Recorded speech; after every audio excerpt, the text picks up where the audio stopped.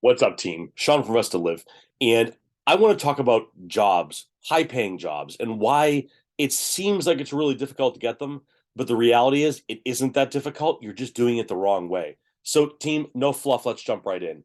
I've seen a couple posts recently on Twitter and also on LinkedIn where people are saying things like, I've applied to hundreds of jobs and I'm not getting callbacks.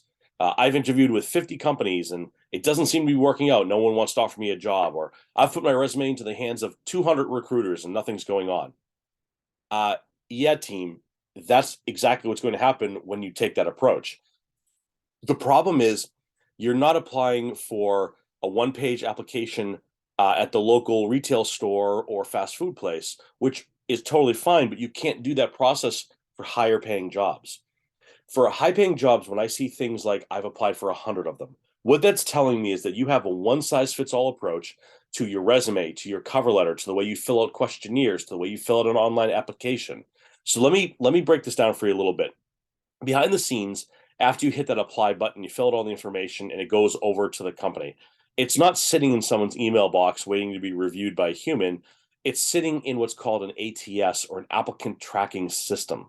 Okay. And these systems are designed to weed things out like qualifications, buzzwords, keywords, minimum requirements. Perhaps it's a degree or not, or level. It's years of experience. It's, looking for the way and how thoroughly you filled things out. So it's not just a question of how many applications you can pump out a day to how many different companies. And the other thing too that you're not thinking about is every time you do this, you've now struck 100 names off the list that you're going to be able to apply to again, because you're going to show up as yet another application tied to the same email address. It's not helping your case at all.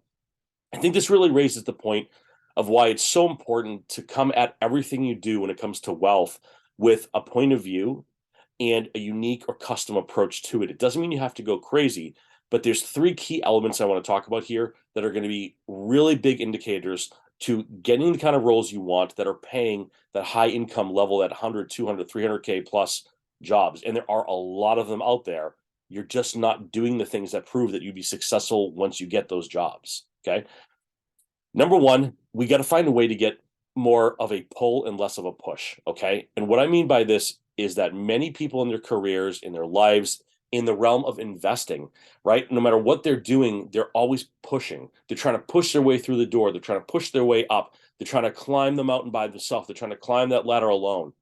And what you really need in your career is someone to help pull you along, right? They're in a position where they can support you. They're further up the ladder and can give you a hand and pull you up. They know the right things to put in a resume. They know the right questions to ask in an interview. They can take your resume and email it directly to a hiring manager. So, step one in this journey is, instead of applying to 100 jobs on LinkedIn, start reaching out to more people who have the job you want on LinkedIn, find out who their managers or executives are, and reach out to those people. Be very thoughtful about it. You can't take the 100 application approach to meeting new people and designing a process for getting a job.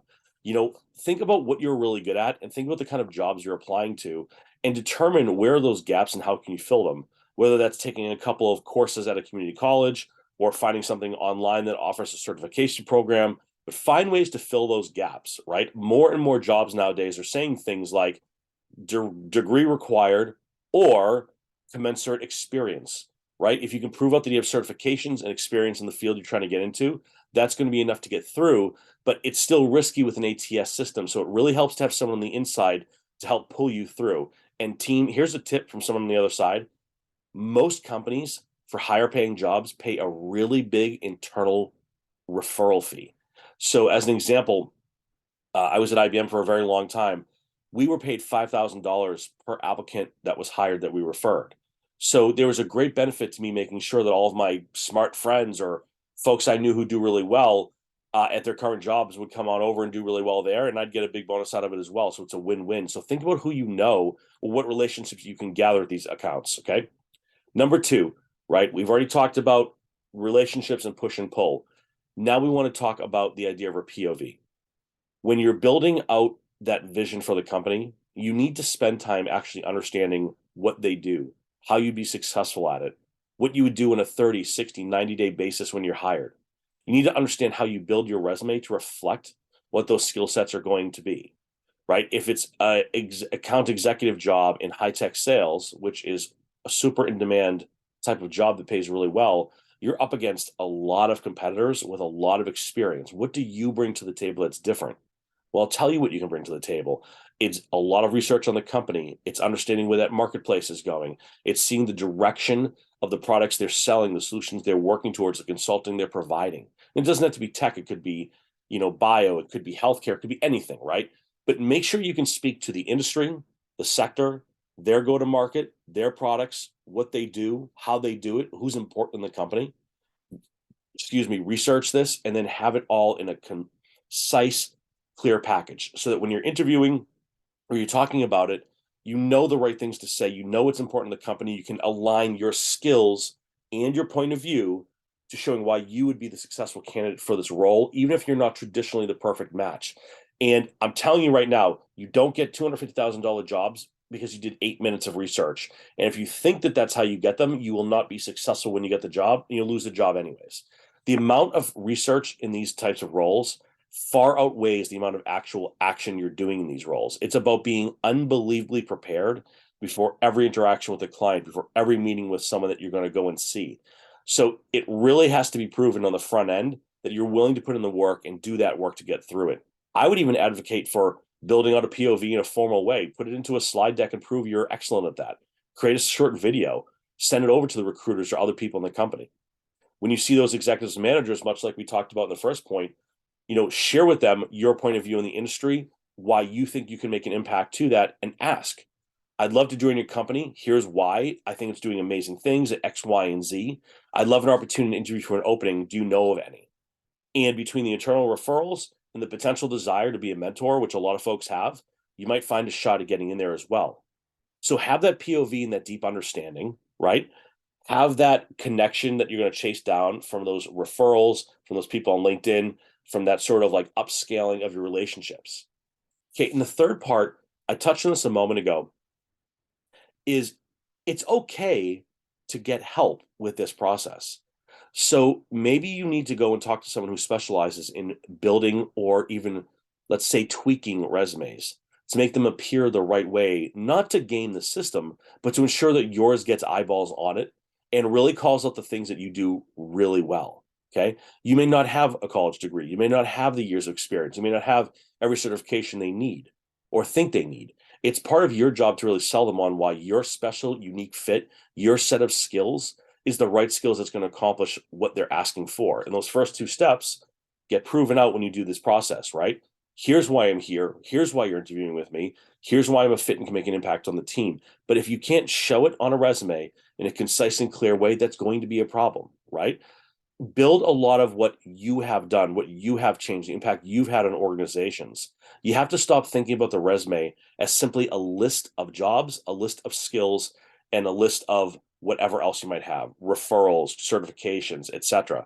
It really needs to be shifted into this idea of from, 2010 to 2014, I was here, I did this, I improved this, I received these awards, accolades, and whatever else you want to add in there, right? When it comes to certifications, it's about actionability. It's not just I took a certification class in Python, or I took an HR class, or I got a certification from an online school. Like, really call it out the value of it, right? I received a certification in Python, which I used to develop a cutting edge algorithm to automate a process within my current org. I'd love to do that for you guys as well, because that's something I understand you're looking for. Like, call that out. That's a unique perspective that you can share about what you bring to the table. So, team, that's really it. I don't want to make this a super long video, but I have to say this. If you're applying to hundreds of jobs, you're not applying to any jobs. You're never going to get them. And in the rare case that maybe you do, you're just blowing yourself out of the water in case that doesn't go well, to have to go and recreate that entire process again. Take the time to do the research, to do the POVs, to make the introductions, and to ensure the resume looks good and tight on there. As a final piece that's sort of a bonus to those three, what I also oftentimes will recommend is looking and understanding if there are recruiters who have relationships or specialized contacts within those kinds of roles you want, right? Sometimes they'll be called headhunters, sometimes they're executive job search people, but a lot of times just general recruiters are really great at this. So they might have a specific way of getting past those ATS systems. They might know how to build that resume. They'll be able to help you with those relationships. So I'm not saying that a recruiter is for everyone, but if you're looking for jobs that are paying in the hundreds of thousands of dollars, at a minimum, it certainly is worth your while to understand if there's people who are really good at placing candidates into those roles. So keep that in mind as well. And they'll oftentimes understand what those internal recruiters, right, the recruiters who work at the company you're applying to, want to hear on the initial screening call to actually get you to the second level. Because if you don't know this, I want to make it clear. If you're applying to, a tech sales job, again, as an example, you're not jumping on the phone with a VP of sales on call one. You're having an internal call for you to ask questions, right? They're going to want to understand what those qualifications are, what they mean, and how they fit on your resume. And then you're going to then ask a bunch of questions to make sure you actually are a fit for the job.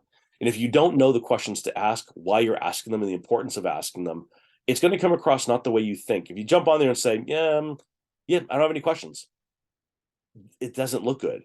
You don't know enough about the company. You're not interested in the job if that's the case, right? You need to be very clear about the things you're looking for. So again, this is bonus content that doesn't matter until you get that first call. But just to give you a few more seconds here, I want to know, why is the territory open? How do the rep who had it before me doing it? Will I have solution engineering support? Will there be business development reps that help find leads for me? Right? What's the management style? How do people generally rate working here? How competitive are you on pay compared to your peers? Are you seeing upward trajectory in earnings? What kind of margins are you facing? You can ask those kinds of hard questions, and it makes them really realize that, you've done some work here. You're interested in being in a good company. I want to be here long term. I have career aspirations of, doing really well and then moving up and becoming a first line, second line leader. Okay. It's important to share those point of views as well. So, team, with that, I just want to share it because I seem to be seeing this just every single day of folks saying, another week has gone by, another 200 applications and nothing. Yes, it's no different than going to a crowded bar and asking every single person out for a date, right? Maybe you'll get a yes, but you still may not make it through that first interview and that first date. So, if you're looking for high quality, high paying roles, you got to put in the work on the front end because it's reflective of the work you'll be expected to do when you actually get the job.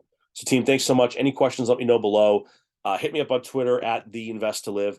Good talking to you. We'll see you later. Thanks, everybody.